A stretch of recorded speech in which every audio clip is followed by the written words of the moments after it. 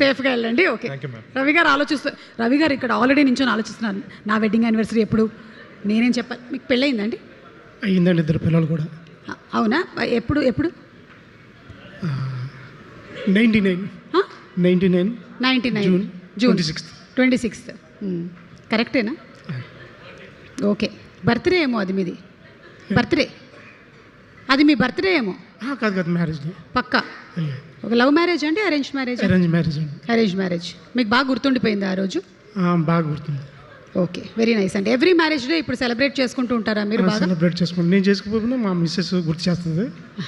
Correct, అందుకనే భార్యలు చాలా గొప్పవాళ్ళు.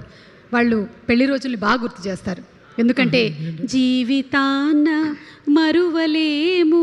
భార్యలందరూ మంచివాళ్ళు కాబట్టి భర్తను బాగా చూసుకుంటారు. భర్తలు కూడా మంచివాళ్ళు కాబట్టి భార్యలు మంచిగా చూసుకుంటారు. మహానుభావుడు. రండి, ఇప్పుడు మీరేం మాట్లాడాలనుకుంటారో మాట్లాడేయండి మొత్తం. అందరికీ నమస్కారం అండి.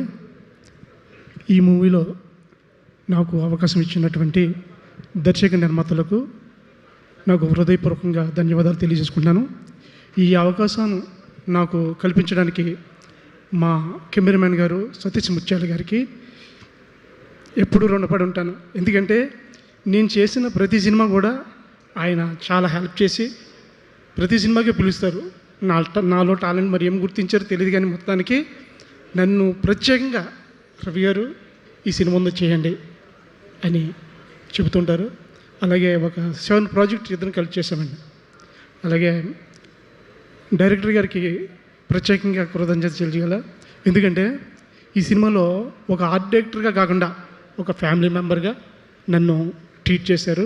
అలాగే నిర్మాత కోటేశ్వరరావు గారు కూడా ఈ సినిమాకి ఏది అవసరమో అది నాకు ఇచ్చి పని చేయించుకున్నారు. అందుని బట్టి వీరికి నేను ఎప్పుడూ రుణపడి ఉంటాను. అలాగే ఈ సినిమాలో చేసిన ప్రతి టెక్నీషియన్కి మా ఆర్ట్ డిపార్ట్మెంట్ నుంచి నా అసిస్టెంట్ భాషకి కానీ, అలాగే ఈ సినిమాలో చేసిన ప్రతి టెక్నీషియన్కి హృదయపూర్వకంగా ధన్యవాదాలు తెలుసుకుంటాను. ఎందుకంటే నాతో పాటు సహకరిస్తూ ప్రతి పనులను కూడా సపోర్ట్ చేస్తూ నన్ను ముందుకు తీసుకెళ్లారు. థ్యాంక్ యూ అండి. చాలా సంతోషం. Thank you so much.